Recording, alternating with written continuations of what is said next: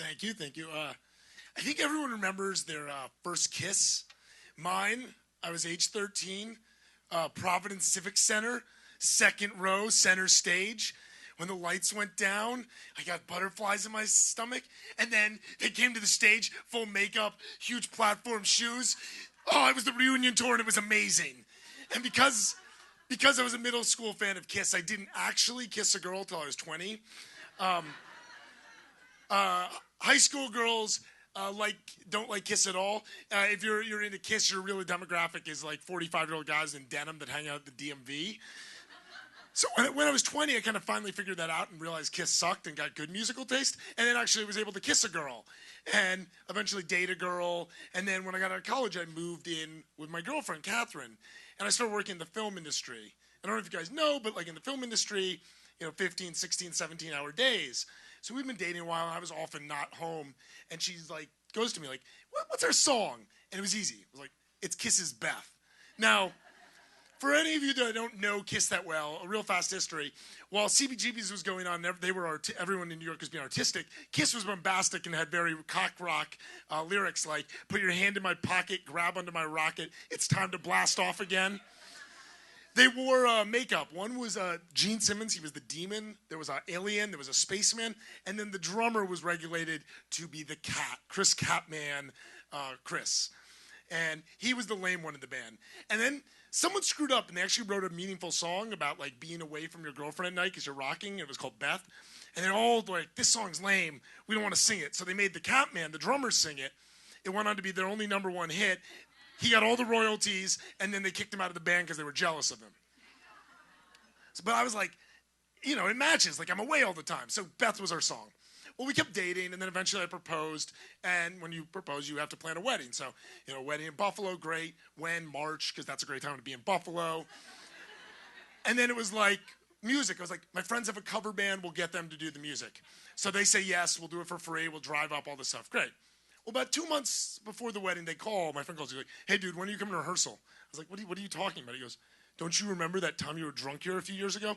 And I don't know if you have those drunk flashbacks where you feel regret about something that you forgot you did the night before, but like 2 years removed, it just hit me. I remember standing on their couch, and I was like, if I ever get married, you guys are playing my wedding, and I'm doing full makeup, full costume, and we're singing Beth because that's our song.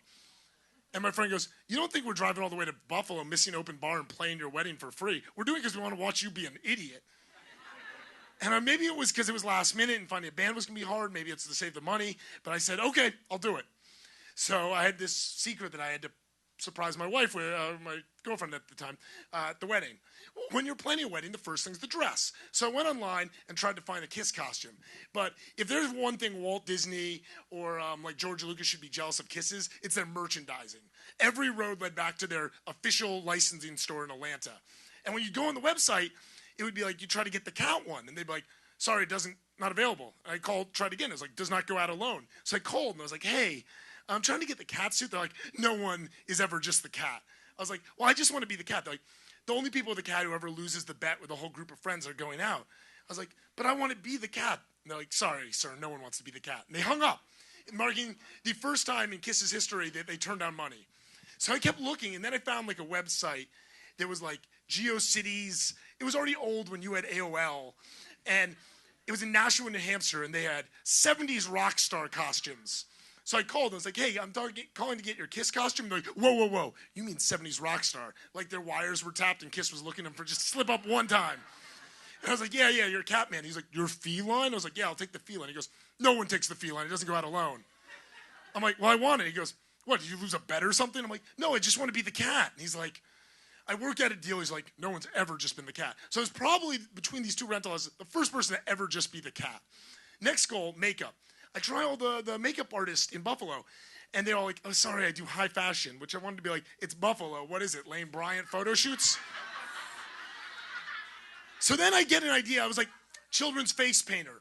So I call them, and they're all like, wait, 10:45, one face, that's a little weird. No, sorry, sir, that's a little weird. And finally somebody was like, I'm not doing that, but you should try Bert. So I give Bert a call, and Bert's like, sounds like the dude from Big Lebowski. He's like, hey, man, yeah. No, it's pretty wild. Your wedding, that's crazy. Yeah, I'll do it.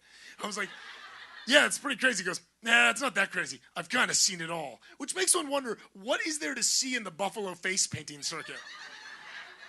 So the costume comes, it's time to go off to Buffalo. I hide in the car. As we're unpacking, my wife finds, the box. And I'm like, don't open the box. And she's like, all day being Brad Pitt, like, what's in the box? What's in the box? And finally, I'm like, it's a surprise that's happening at the wedding. It's the last 20 minutes. Don't worry about it. She goes, you're going to make a fool of this at my wedding. Whatever you're going to do, you got to ask my parents. I was like, no, they're going to say no. She's like, how about my brother? He's my maid of honor. I was like, okay. So her brother's coming to town the next day. I got to get approval. That night, we're at Michael's, and anyone that's gotten married, you end up at Michael's all the time when you're getting married.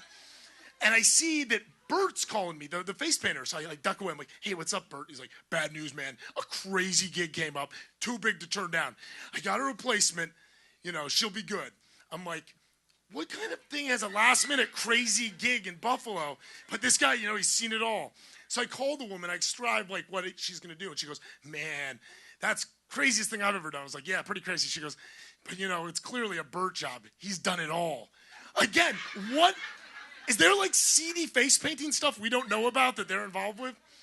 So the next day, her brother comes. I take him on a walk. And finally, I tell him what I'm going to do. And he looks at me. He goes, in front of my family, in front of my sister, you're going to dress up like Gene Simmons at a wedding. I was like, no, the cat. And he goes, oh, that's cool.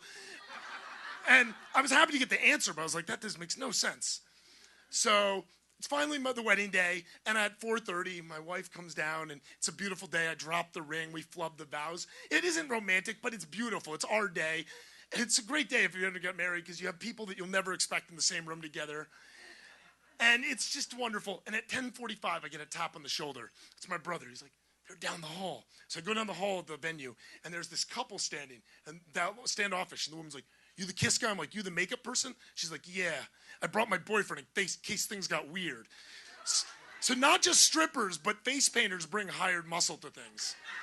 So she starts doing my face. We only have 5 minutes. My brother, his one deal in the wedding is he has to undress me because I can't move my face. So he has to incestually undress me of my thing and put a spandex suit on me. And in 5 minutes, we're ready. The band dies down. I march into the room, swing the doors open. Everyone does a spit take, like a comedic version of watching the bride come in. And I go up to the mic, I grab it, and I'm like, thank you for coming to the wedding. And now the rockin'est band in all the world, Kiss. And we kick into a ballad because that's less thrilling. Oh, Beth, I hear you calling, and I'll be right home real soon. But me and the boys are playing, and we just can't find the tune. Catherine comes out of the crowd, and she gives me a look. And it's kind of the look you want in a marriage. You're like, if you're cool with this, you're going to be cool with all of it. And, I finish the song, oh, Beth, what can I do? I pull her close, I give her a rose and plant a kiss on her. Then we kick into rock and roll all night. It was not sung by the cat, but it's also a cool song. And then I tried to wash up. Eyeliner didn't come off. It was on the whole honeymoon. And as I'm about to walk back into the venue, I passed the makeup artist. I was like, pretty crazy, right? And she's like, craziest thing I've ever done. I was like, what about Bert? She goes, nah, that guy's seen it all. Thanks.